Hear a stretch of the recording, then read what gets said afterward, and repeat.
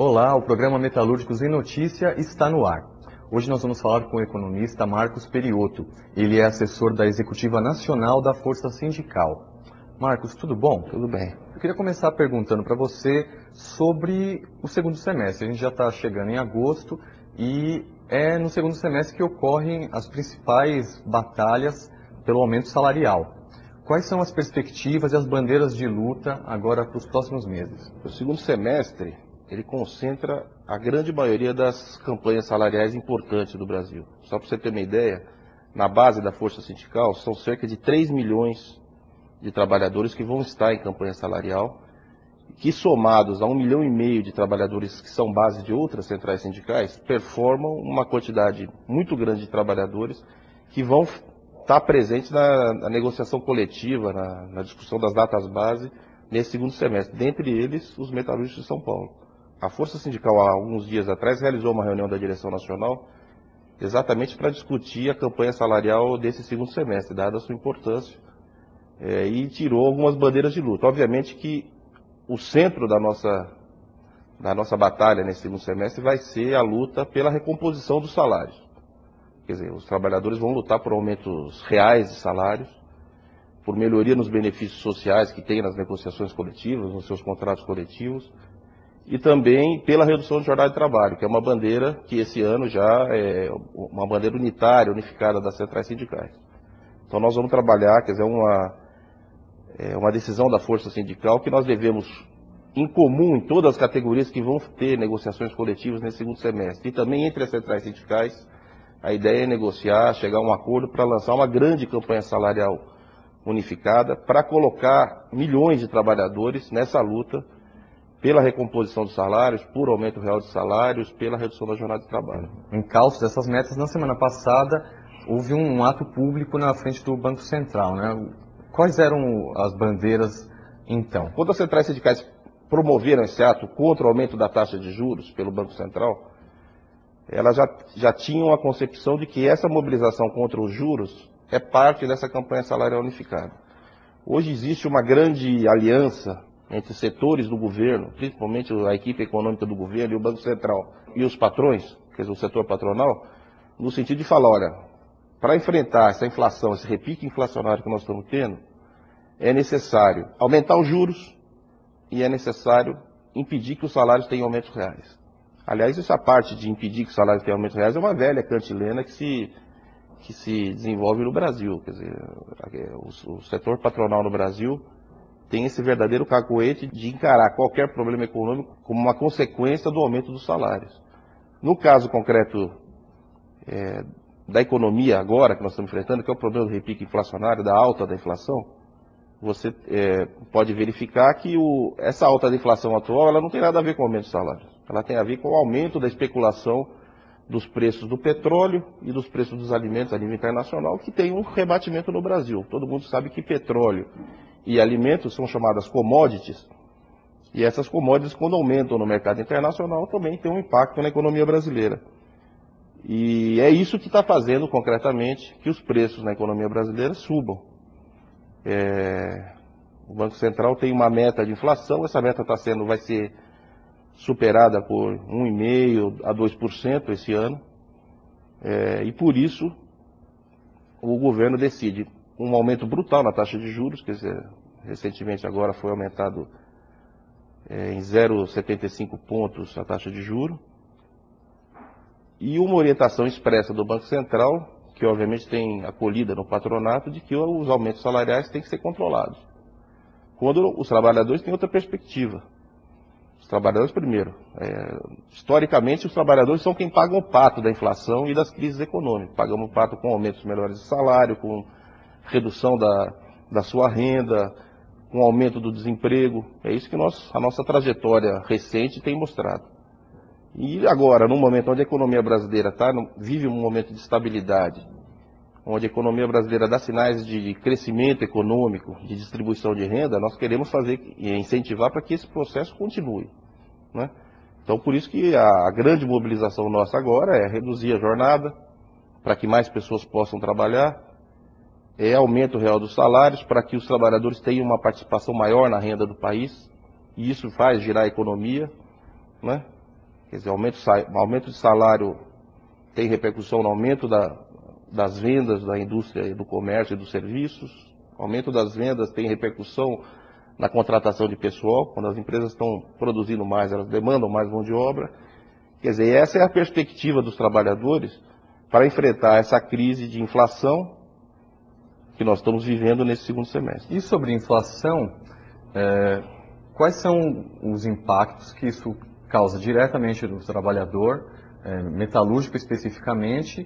Parece que trabalhar junto com os patrões e não com a população. O imposto inflacionário, ele é o pior imposto que tem, porque ele atinge principalmente o trabalhador, né? Quando sobe o aumento, quando aumenta o alimento, aumenta o aluguel, aumenta o petróleo, o preço dos combustíveis, o trabalhador sofre mais, porque a renda do trabalhador ela é basicamente uma renda para a sua sobrevivência, a sobrevivência da sua família.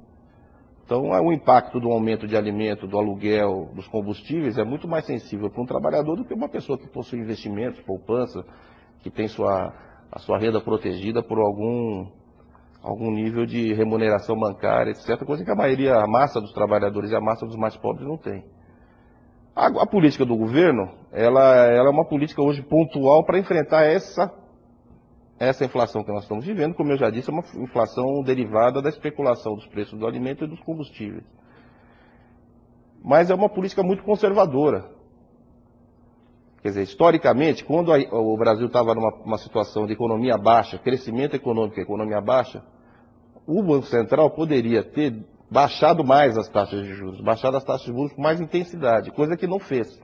Não fez por conta de uma política conservadora, infelizmente por conta de uma forte influência do setor bancário dentro do governo, porque todo mundo sabe que os bancos vivem dos juros. O Banco Brasileiro hoje não vive de empréstimos, vive da taxa de juros e da especulação com os papéis do governo, né? E hoje, quer dizer, para enfrentar esse repique inflacionário que nós estamos enfrentando, um pequeno aumento na taxa de juros tem um impacto muito grande, porque como ela poderia ter sido reduzida e não foi com mais intensidade anteriormente, qualquer acréscimo hoje na taxa de juros tem um impacto maior do que poderia ter em outra situação. Então, por isso é que os trabalhadores insistem de que não. Os trabalhadores querem desenvolvimento econômico, querem crescimento, querem estabilidade na economia. Porque essa é a melhor situação para os trabalhadores. Quer dizer, nessa situação de crescimento econômico, de emprego valorizado, de desemprego baixo, é que os trabalhadores podem negociar salários melhores, podem negociar melhores condições de trabalho, podem negociar benefícios, né? Coisa que não acontece geralmente quando a economia está em recessão, inflação alta, juros altos, desemprego, etc, etc. Quer dizer, numa situação dessa, a pressão pelo emprego é maior. A pressão do desempregado é maior sobre aquele que está dentro da fábrica trabalhando, coisa que não acontece quando a economia cresce.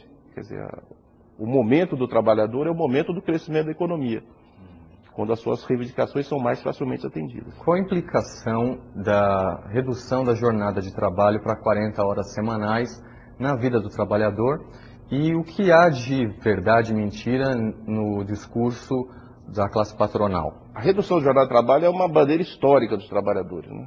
Quer dizer, todos nós sabemos que lá no início do capitalismo, ou até no início do século passado, se trabalhava jornadas de 12 horas, 14 horas, 16 horas. Né? E essa jornada, historicamente, em função da luta e da mobilização dos trabalhadores, foi caindo. Foi caindo a chegar às 44 horas semanais na Constituição de 88, e o que nós estamos defendendo hoje é a redução da jornada constitucional. Exatamente a redução de 44 para 40 horas. No caso dos metalúrgicos de São Paulo, muitas empresas, por exemplo, já trabalham com 40 horas semanais. Não só no caso dos metalúrgicos. No caso dos metalúrgicos de São Paulo e de outros estados, muitos setores industriais e nos bancos, etc., já existem jornadas menores do que as jornadas de 44 horas, e inclusive existem jornadas menores do que 40 horas. O impacto direto da redução da jornada de trabalho é o aumento do número de empregos. Quer dizer, é uma verdadeira balela essa discussão de que se você não reduzir, a discussão, o argumento patronal, que nem sempre a redução da jornada tem impacto no número de empregos, principalmente numa economia que cresce. Quer dizer, se nós continuamos garantindo que a economia brasileira nos próximos anos vai ter um crescimento sustentável, ou seja, vai ter um crescimento de 4%, 5% ao ano, a redução da jornada de trabalho vai ter um impacto brutal na geração de empregos no Brasil. Que é exatamente isso o panorama que as centrais sindicais trabalham ao propor a redução da jornada constitucional de trabalho. A economia brasileira crescendo, essa média de 5% ao ano, e quando foi divulgado esse índice foi considerado muito baixo, principalmente em comparação a justamente o oposto, a China, que cresce muito mais, né?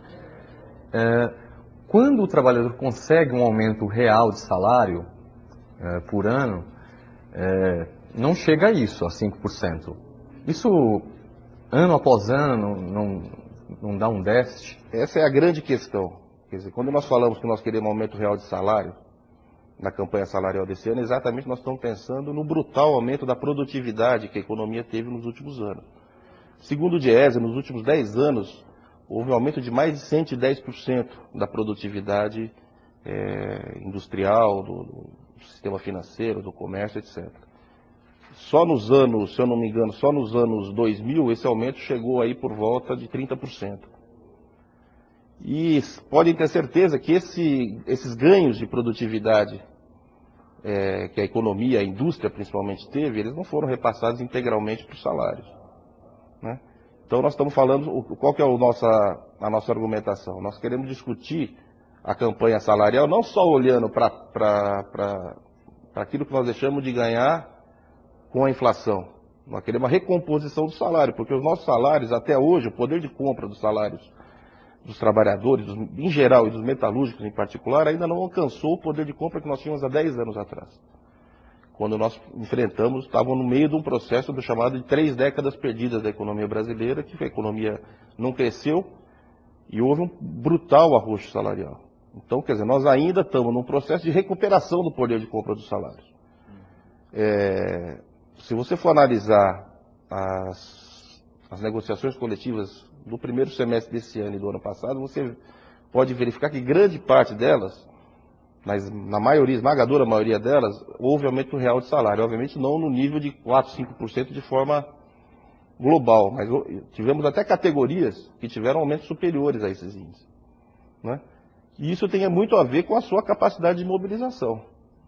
Quer dizer, quando nós propomos hoje que nós temos que fazer a campanha salarial unificada, juntar a força das diversas categorias e das centrais sindicais, num grande movimento de pressão por reajuste de salário, por aumento real, por participação nos lucros, por benefícios, e pela redução de jornada, é porque nós acreditamos que a mobilização pode romper essa aliança entre os setores conservadores do governo e o patronato que querem impor uma camisa de força no aumento dos salários. Um exemplo concreto, uma grande lição que o movimento sindical teve recentemente foi a mobilização dos trabalhadores dos Correios. Realizaram uma greve nacional, mais de 15 dias de greve, né? Conquistaram aumentos importantes, grande parte das suas reivindicações foram atendidas, e o êxito do movimento foi tão grande que obrigou até o governo, até o próprio presidente Lula a dizer que não vamos descontar os dias parados. Porque o Correio Brasileiro, que é um dos melhores correios do mundo, tem uma significativa importância no ambiente econômico. Para você ter uma ideia, todos os boletos de cobrança das empresas, etc., são distribuídos pelo Correio. E você não consegue, num curto espaço de tempo, substituir essa matriz de distribuição de correspondência por uma correspondência de entrega casa a casa, por motoboy, etc. Tanto é que as empresas que tentaram fazer isso se deram mal. Então, quer dizer, essa mobilização dos Correios, ela foi um sinal importante para o conjunto do movimento sindical de que é possível, nessa conjuntura econômica, nessa conjuntura política que nós estamos vivendo, ter aumento substancial de salário, ter a maioria ou boa parte das nossas bandeiras de luta atendidas, desde que haja mobilização, desde que haja consciência e solidariedade de todos.